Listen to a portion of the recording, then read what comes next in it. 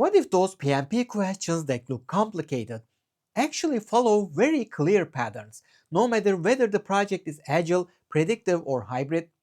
In this video, we take a step back from labels and focus on something much more powerful: how PMI expects a project manager to think in any environment.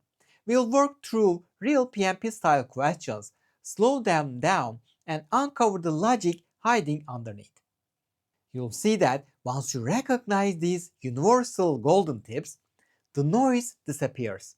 Instead of second guessing yourself or debating between two almost correct answers, you will know exactly what to look for and why one option clearly stands above the rest.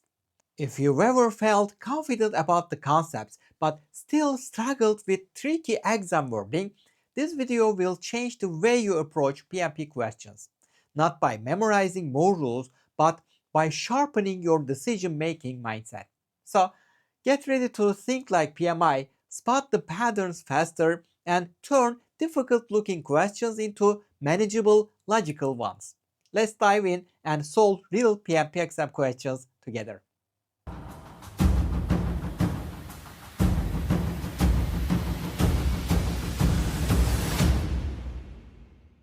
Before we begin, let me quickly introduce myself.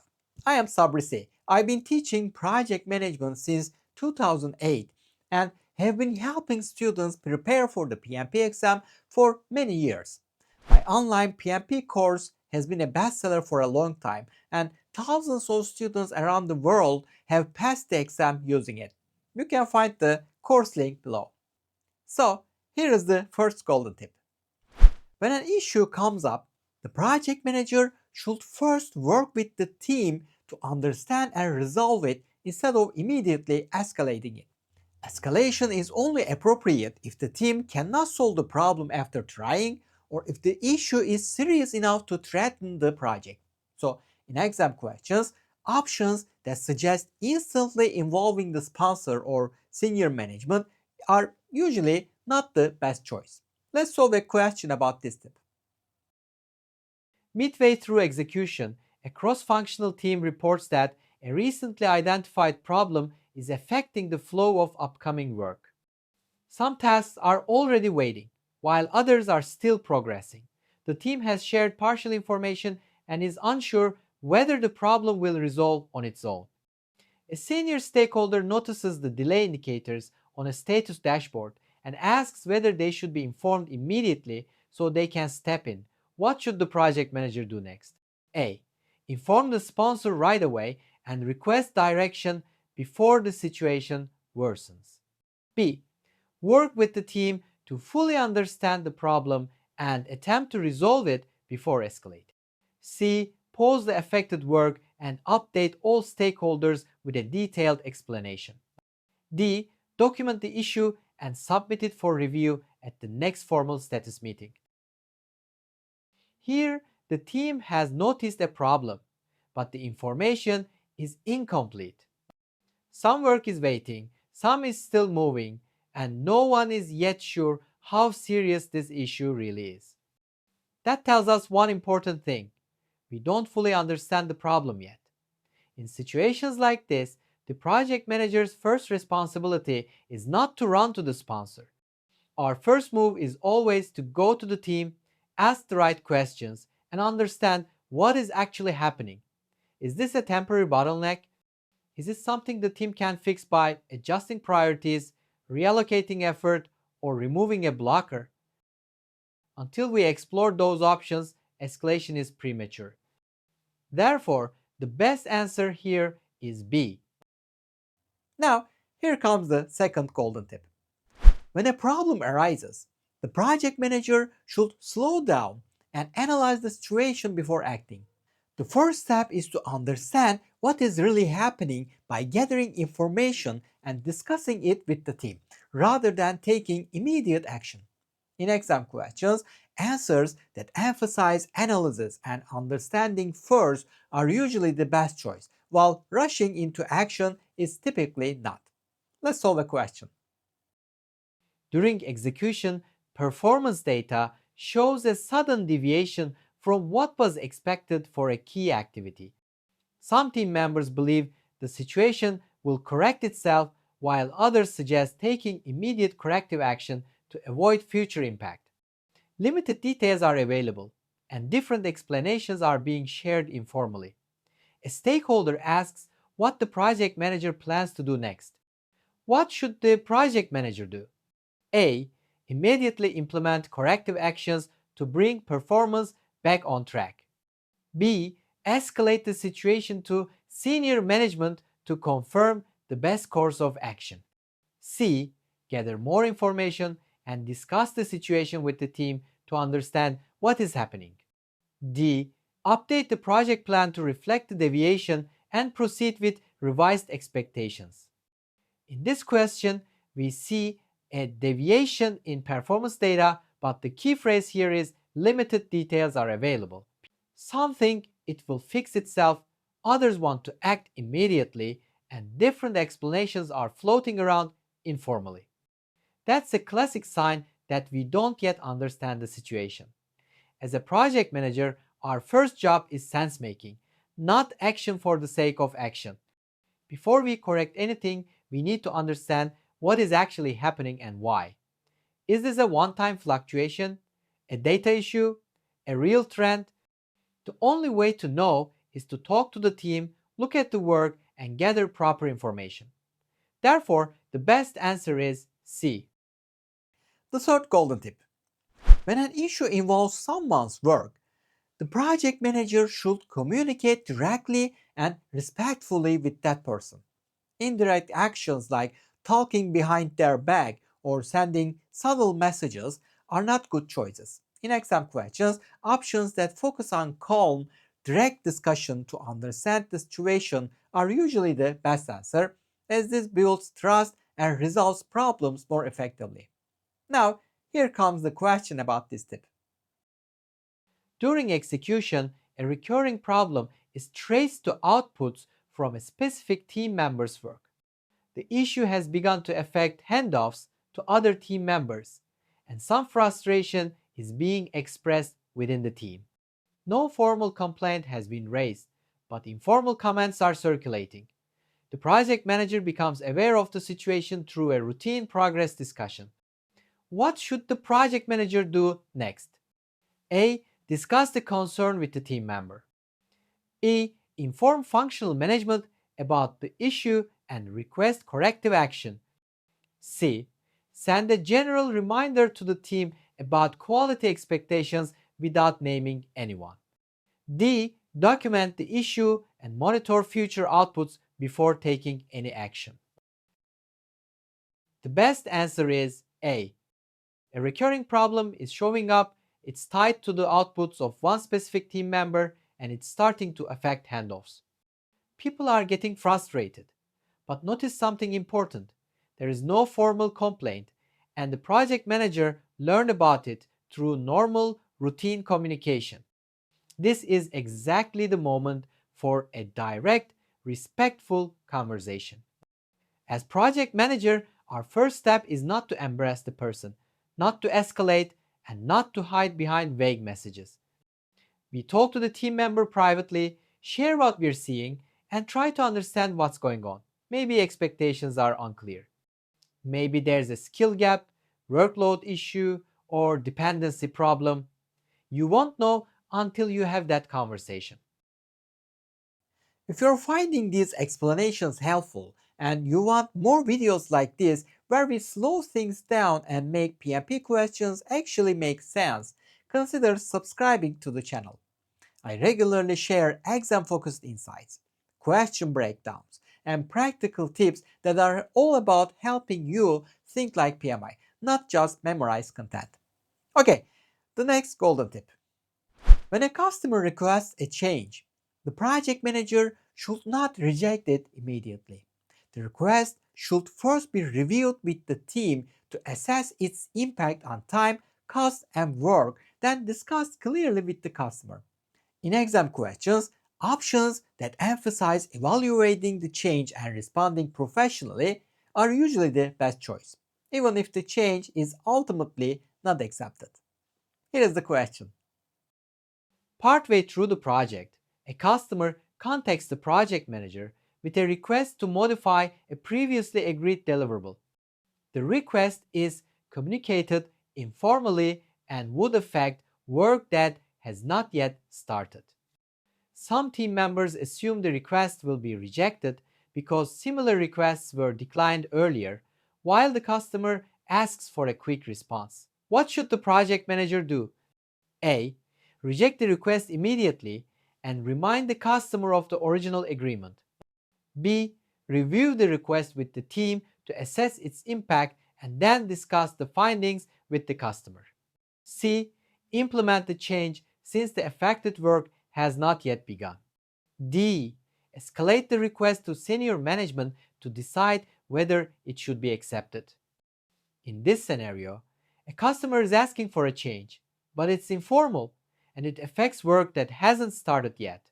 That doesn't mean we say yes automatically, and it also doesn't mean we say no just because similar requests were rejected in the past. Every change request stands on its own. As project manager, our role is not to make emotional or assumption-based decisions. Our role is to understand impact first. That means talking with the team, checking scope, schedule, cost, risks, and any contractual constraints, and then going back to the customer with facts. For this reason, the best answer is B. Here comes our next golden tip. When a delay occurs, the project manager should first look for ways to recover or reduce the delay instead of immediately accepting that the schedule will slip. Options that focus on finding solutions such as adjusting work, resources, or suppliers are usually the best answers, rather than simply agreeing that the project will be late. Let's solve a question about this. As work progresses, tracking information shows that a critical delivery will arrive later than originally expected. Several dependent activities are approaching their planned start dates, and some team members are already assuming the overall timeline will need to be revised. A progress review is scheduled, and stakeholders are expecting an update on the situation. What should the project manager do next? A. Update the schedule to reflect the delay and communicate the new completion date. B. Work with the team to identify options to recover or minimize the impact of the delay. C. Inform stakeholders that the delay is unavoidable and request acceptance of the impact. D. Pause the dependent activities until the delayed delivery is received. Here, we see a delay coming, yes. But notice what we don't see yet. We don't see a confirmed impact, an approved change, or an unavoidable failure. What we see is early warning information. This is exactly the moment where a good project manager adds value. Before updating the schedule, before announcing bad news, and definitely before stopping work, we first sit down with the team and ask, what can we do about this? Can we resequence activities? Can we fast track some work? Can we use buffers, reallocate resources, or adjust dependencies? Until we explore these options, assuming the timeline must change is jumping too far ahead. The next tip. A good project manager takes responsibility for issues instead of blaming others. The focus should be on acknowledging the problem, communicating directly with the team, and working together on a solution. In exam questions, options that involve blaming or reporting others are usually wrong, while collaborative problem solving approaches are the best choice. During execution, a problem is identified that affects a key deliverable. Tension rises as some team members point to mistakes made by another group, while emails begin circulating that hint at responsibility. The issue has not yet been raised outside the team, but its impact will soon become visible in upcoming work. What should the project manager do next? A. Report the responsible individuals to senior management to ensure accountability. B. Document who caused the problem in case escalation becomes necessary later. C. Ask functional managers to address the issue with their respective team members. D. Facilitate a discussion with the team to acknowledge the issue. Here, the best answer is D. Facilitate a discussion with the team to acknowledge the issue. Let's look at what's really going on here. There is a real problem, and it affects a key deliverable. But what's growing even faster than the problem itself is tension. People are starting to blame each other, emails are hinting at responsibility, and the situation is still contained within the team. That's an early warning sign not just of a technical issue, but of a team issue. At this point, the project manager's job is not to find someone to blame. It's to stop the situation from turning into conflict. Now, here's another golden tip. The project manager's main goal is not just to finish the work, but to deliver the most value. In exam questions, options that focus on maximizing customer value, especially when facing challenges or changes, are usually the best choice, rather than simply completing the project exactly as planned. Here is a question about this golden tip. Near the later stages of the project, updated feedback from the customer indicates that one planned feature may no longer provide the expected benefit, while another capability under development has become more important to their operations. The team is still on track to deliver everything as originally defined, but resources are limited and time remains constrained. The customer asks how the project will proceed. What should the project manager do? A. Continue executing exactly as planned to ensure all original commitments are met. B. Inform the customer that changes at this stage are not possible without delaying completion. C. Escalate the situation to senior management to decide which deliverables to remove. D. Work with the customer and team to reassess priorities. Let's think about this from a value perspective. We're late in the project, resources are limited, time is tight, but the customer has given new information about value. One feature no longer brings the benefit they expected, while another has become more important to their operations. That's gold, not a problem. A strong project manager doesn't say, "Sorry, this is what you asked for months ago." Instead, we ask, "How do we deliver the most value with the time and resources we have left?" Therefore, the best approach is option D, collaborate. Sit down with the customer and the team, reassess priorities, and decide where limited resources should go to maximize value.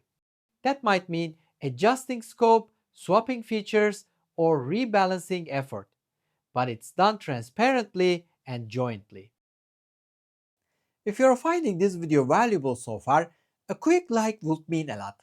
It helps the video reach more PMP candidates who could benefit from the tips and insights you are learning right now. Plus, it lets me know that this type of content is helpful for you, so I can continue creating more of it. Okay, when problems keep recurring, the project manager should focus on identifying and fixing the root cause rather than just treating the symptoms. In exam questions, options that emphasize root cause analysis and permanent solutions are usually the best choice, while quick surface fixes are not. Let's solve a question. During execution, the same type of issue continues to appear across multiple work packages. Temporary fixes have allowed progress to continue, but similar disruptions keep resurfacing in later activities. Team members are spending increasing time responding to these interruptions, and upcoming work may be affected if the pattern continues. What should the project manager do? A. Apply another temporary fix so the current work can move forward. B. Escalate the recurring issue to senior management for resolution. C. Conduct a root cause analysis with the team to address the underlying problem. D. Update the risk register to note the repeated issue and continue monitoring.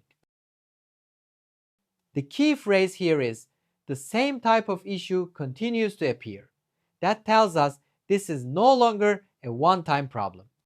Yes, temporary fixes are keeping work moving, but The cost is rising.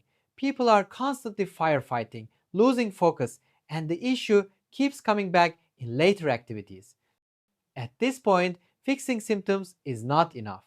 The right response is option C: stop, step back, and find the real cause. By conducting a root cause analysis with the team, we identify why this keeps happening and put a permanent solution in place. That reduces rework, protects future activities, and saves time overall. Here comes another tip.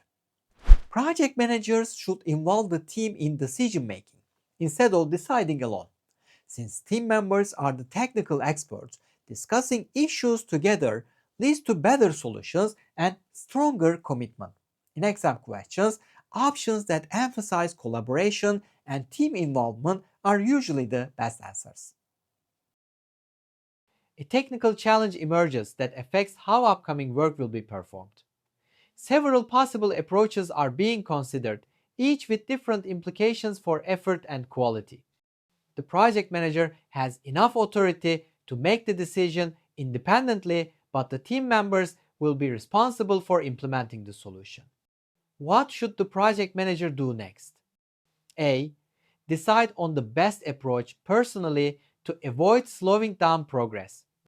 B. Ask senior management to choose the preferred solution. C. Facilitate a discussion with the team to evaluate options. Select the option that minimizes cost and inform the team of the decision. Let's think about this in a practical way. Yes, the project manager has the authority to decide, but authority doesn't automatically mean it's the best way to decide. The people who will actually implement this solution are the team members. And this is a technical challenge with multiple possible approaches, each affecting effort and quality differently. That's a clear signal that we need team input. The best leadership move is option C: bring the team together, evaluate the options, and make an informed decision collaboratively. This increases solution quality, builds ownership, and makes implementation smoother because the team understands why the choice was made. Now, another tip. In exam questions, the correct answer depends on whether the project is agile or predictive, even if this is not stated directly. The project type is identified through keywords. Terms related to flexibility, iterations, and frequent collaboration indicate agile, while formal controls, baselines, and strict change processes indicate predictive. Correctly recognizing the environment makes it much easier to choose the right action. Here's the question. The team delivers work in short cycles and regularly demonstrates completed functionality to stakeholders. Feedback from these sessions often results in adjustments to upcoming work, which are reflected in a prioritized list that is reviewed frequently. Recently, a stakeholder requested a modification to an item planned for an upcoming cycle and asked how it would be handled. What should the project manager do next? A. Work with the team and stakeholder to review the request and adjust upcoming work accordingly. B. Ask the stakeholder to submit a formal change request for approval before any adjustments are made. C. Reject the request since scope was already agreed upon earlier in the project. D. Escalate the request to the sponsor to decide whether the change is allowed. Okay, let's read the situation carefully. The team is working in short cycles, regularly demonstrating completed functionality and using a prioritized list that is reviewed frequently. That already tells us a lot about how this project operates, even though it's never stated directly. In this kind of environment, feedback is not an exception, it's part of the process. When a stakeholder asks for a modification to an item planned for an upcoming cycle, the project manager doesn't block it with paperwork or escalation. The normal, healthy response is to review the request, discuss its value and impact, and adjust priorities if it makes sense. So the right move is option A. Here is another golden tip. When the team is unsure how to solve a technical problem, the project manager should seek help rather than guess. Consulting a subject matter expert or reviewing lessons learned from past projects is usually the best first step. While working on a complex component, the team encounters a technical problem they have not faced before. Several ideas are discussed, but no one is confident that any of them will work. Attempting the wrong solution could result in significant rework and delays. What should the project manager do? A. Select the most practical option and have the team proceed to avoid losing time. B. Ask a subject matter expert or review relevant lessons learned to guide the decision. C. Escalate the issue to the sponsor to decide how to proceed. D. Pause the work indefinitely until the team becomes more confident. Let's talk this through realistically. The team is facing a new technical problem, something they haven't dealt with before, and no one is confident in the proposed solutions. On top of that, choosing the wrong approach could cause major rework and delays. That's a big risk signal. In this situation, guessing is not leadership. The smart move is option B, bring in knowledge. That can mean consulting a subject matter expert, reviewing lessons learned from past projects, or looking at organizational process assets. This reduces uncertainty, lowers risk, and increases the chance of getting it right the first time. PMI loves this mindset. When the team lacks confidence and the cost of failure is high, don't guess. Learn first. Now, the last golden tip. Project managers should protect the time and focus on key team members working on critical tasks. Overloading them with additional responsibilities can slow the project, so non critical work should be reassigned or postponed to maintain productivity. Here comes the question about this last golden tip. A key team member is working on a time sensitive task that several upcoming activities depend on. At the same time, additional requests from other departments are being directed to this person because of their expertise. The team member mentions difficulty maintaining focus and progress on the critical task has begun to slow. What should the project manager do next? A. Allow the team member to continue handling all requests, since they are the most qualified. B. Ask the team member to work longer hours to meet all expectations. C. Escalate the situation to senior management to decide task priorities. D. Reassign or postpone non-critical work so the team member can focus on the critical task. Here we have a critical, time-sensitive task with dependencies and the person responsible for it is being pulled in multiple directions because they're highly skilled. That's a classic bottleneck. The team member is already telling us they are struggling to maintain focus and progress is slowing. That's our warning sign. As project managers, our job is to protect the critical path and remove obstacles, not push people harder. And option D is exactly what a good project manager does. Rebalance the workload. By reassigning or postponing non-critical requests, we allow the team member to focus on the task that truly matters to the project timeline. Alright, let's wrap this up. What I want you to take away from this video is this. PMP questions are not random and they are not trying to trick you. They are testing whether you think like a real project manager, not whether you can memorize definitions. Once you slow down, read the situation carefully, and apply these golden tips, the best answer becomes much clearer, regardless of whether the environment is agile, predictive, or hybrid.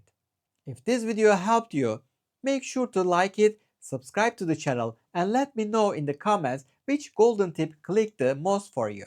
And if you want more structured practice and deeper explanations, you can find the link to my PMP exam prep course below. Thanks for watching, keep practicing, and I'll see you in the next video.